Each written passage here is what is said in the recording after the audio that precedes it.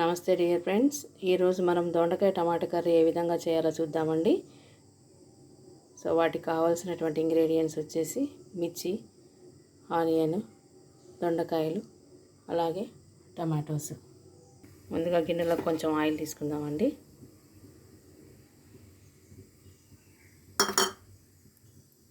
దీనిలో కొద్దిగా తాలింపు గింజలు,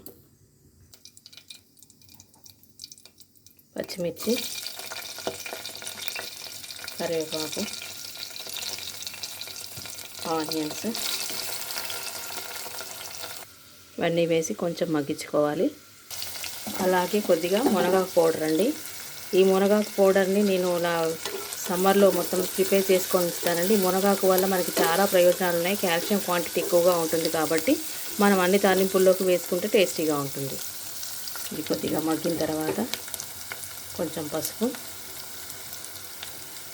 అలాగే కొద్దిగా అల్లం వెల్లుల్లి పేస్ట్ వేసుకోవాలి.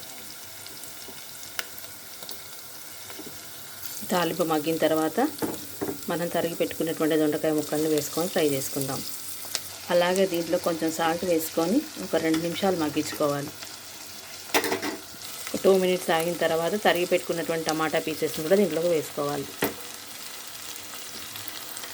దీనిలో కొద్దిగా తగినంత కారం, అలాగే కొద్దిగా ధనియాల పొడి వేసుకొని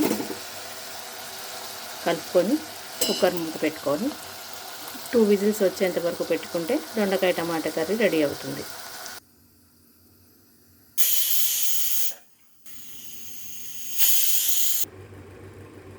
సో మనకి ఫైనల్గా రెసిపీ ఇలా వస్తుందండి. గుమగుమలాడే దొండకాయ టమాటా కర్రీ రెడీ.